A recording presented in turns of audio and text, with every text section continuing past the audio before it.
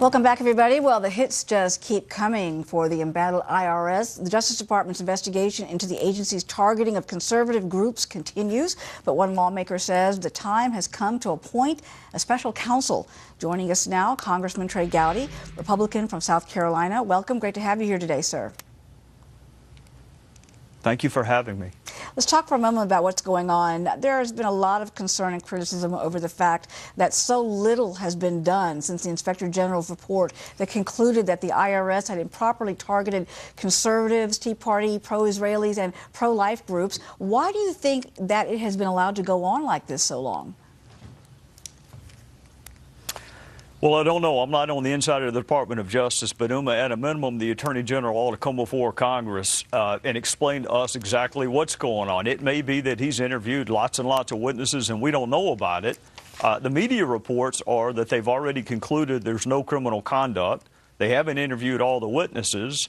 And the prosecutor that they picked to head this investigation has a long, rich history of donating to Democrat causes.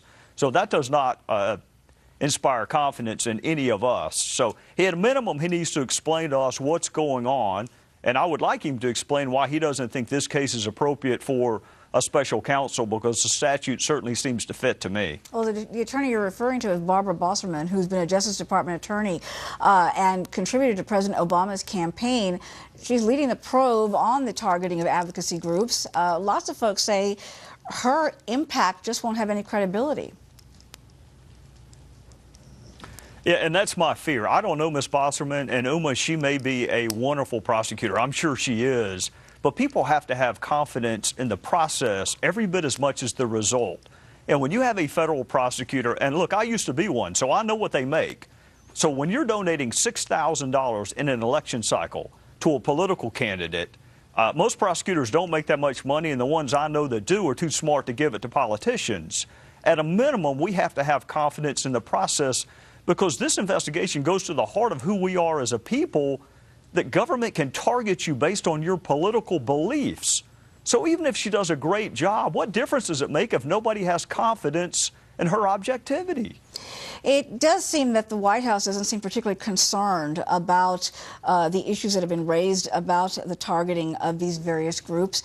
And speaking to that on a separate issue, what about the way the president is saying to members of Congress that if you don't go along with me on issues that I support, I'm just going to go around you and issue executive orders? You know, Uma, I sat with Tim Scott during the State of the Union, and at one point I had to whisper to him, gosh, things sure are bad. I wonder who's been in charge for the last half a decade. He's been the president for 5 years. He's had that same pen and that same phone for the last 5 years. Our economy is anemic, our foreign policy is feckless, and so rather than accept responsibility, he wants to blame House Republicans and blame Congress. It's probably a smart political strategy, but it's really bad if you're a constitutional republic. Where do you think it goes from here then? Where do you think this probe is headed? The IRS probe? Yes. Well, I'm going to encourage Jimmy Jordan and Darrell Issa to have the Attorney General come explain to us in detail why the special counsel statute isn't being invoked. And secondarily, I don't want to jeopardize an ongoing investigation. I have no interest in that. But at a minimum, in a classified setting, come tell members of both sides of the aisle what you're doing.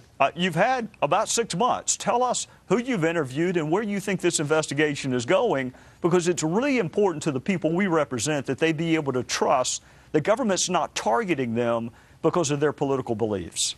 Trey Gowdy, thank you so much for joining us today. Appreciate it. Yes, ma'am. Have a good weekend. You too.